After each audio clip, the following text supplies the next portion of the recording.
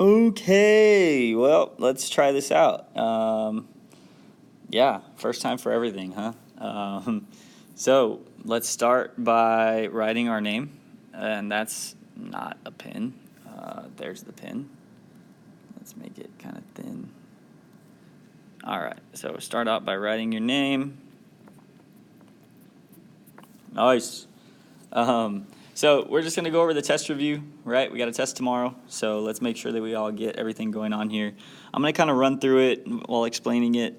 If you have any specific questions or anything like that, then feel free to email me, but hopefully this will kind of cover what we have in mind. All right, so first, an absolute value function is reflected across the x-axis and moved left 2 units and down 7 units, right? So first things first, absolute value function. Right, we've got to write that out. So y equals the absolute value of x. Right? That's our function. That's our equation. That's where we start. Next, right, is, I'm going to change colors here. Hopefully that'll help, right? So reflected across the x-axis. So we do that by putting a negative not inside the parentheses, or in this case, those absolute value bars, but outside of them.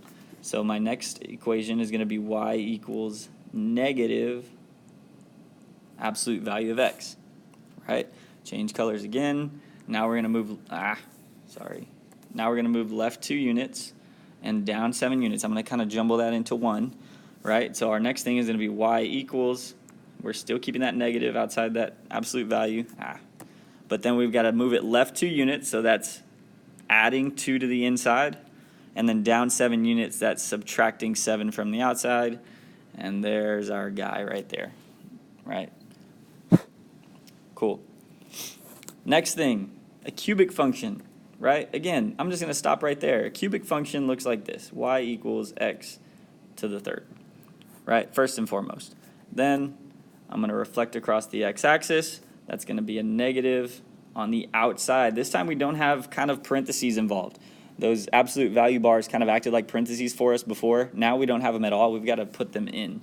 So we're going to put a negative out here, the x there in parentheses, and then the third up there, the cubed up there. Okay, that's going to make it really easy for this next thing, because when we translate 2 units to the right and 3 units up, the 2 units to the right has got to go in those parentheses. So my next thing is going to be y equals negative x. I'm moving to the right, so I've got to subtract 2, got to cube it, and then 3 units up is going to be plus 3 at the very end. And there you go. All right. Next, the function y equals x minus 4 squared plus 9 is translated down 6 units. Right, so people were having a little bit of trouble with this one because it kind of gives you an equation that's already been moved around and then it wants you to move around again. It's no problem. Start here. Translated down 6 units. What am I doing when I want to translate down 6 units? Any function, no matter what, right? Any parent function. I know I'm going to have to subtract 6 from the outside. Right? That's what I do. Now, you just do that. Even though this has already been translated and stuff, it doesn't matter. You do the same thing. So the number outside, right, outside is this 9. So I'm going to subtract 6 from the outside, and my thing's going to be y equals x minus 4 squared. 9 minus 6 is a positive 3. And there you go. That's it. All right, that's it. Exactly what we've been doing, subtracting 6 from the outside, except now I have numbers to subtract it from instead of just putting a minus 6 out there. Right, so the same thing goes for this bottom one, right there. Function y equals square root of x plus 2 plus 7 is translated left 3 units. So again, left 3 units, what would we normally do? We would add 3 to the inside. And that looks terrible, but it's okay. I'm talking, so it doesn't matter if I write neat. So that's all we're going to do. So I'm going to bring it in here and add 3 to the inside. The 2 plus 3 is 5, so I should be getting square root of x plus 5, and that plus 7 outside. All right, and there you go. Okay, let's move on to number 5. Right, I'm going to zoom in a little so that I have more room to write.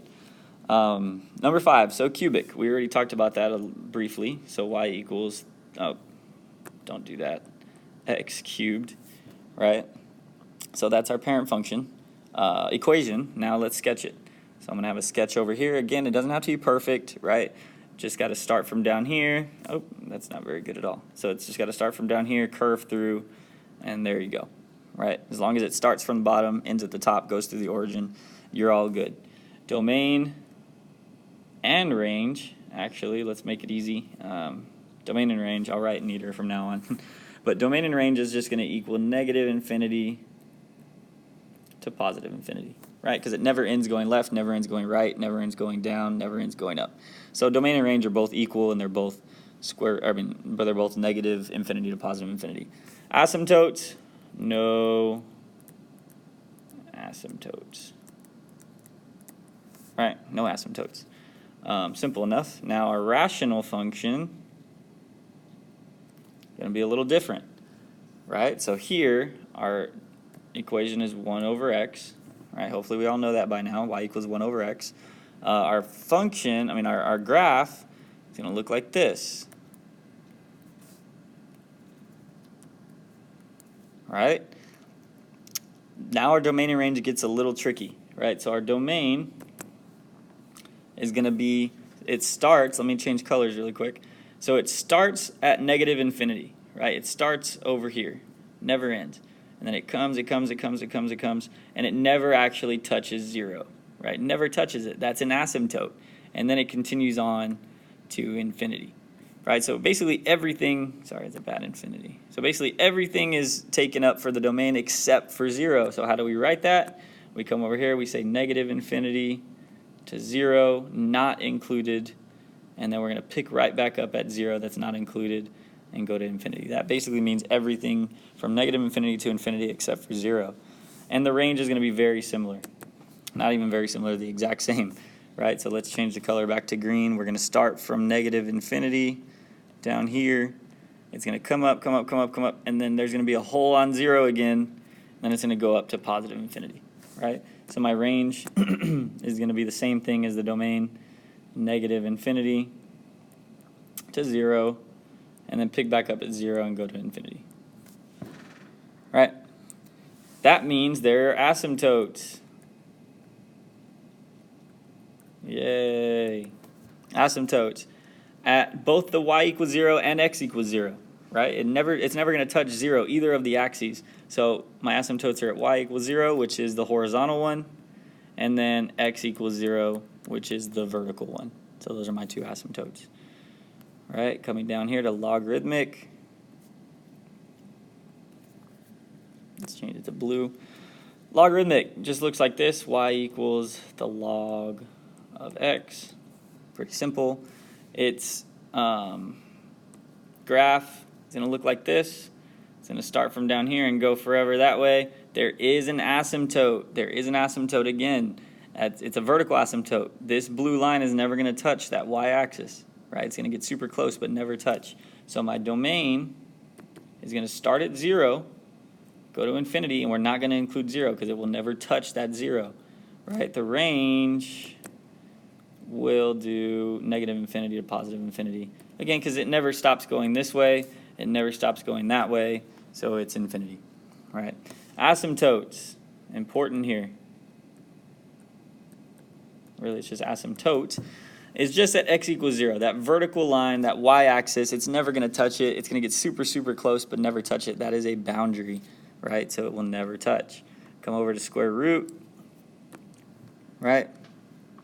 Square root is y equals square root of x. Big shocker there.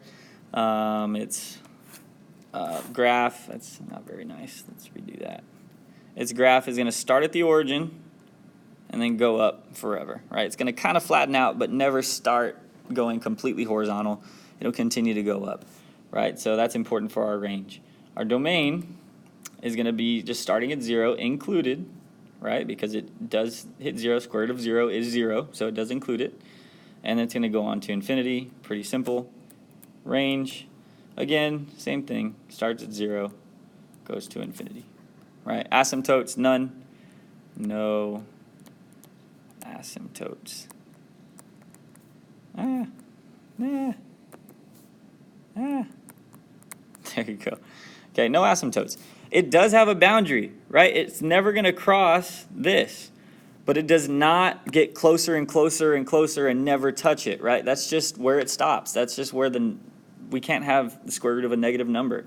So there is a boundary, but it is not an asymptote. It does not get ever closer to it and never touch, right? An asymptote and a boundary are two different things, okay? So there's the front, right? There's everything there. Let's move to the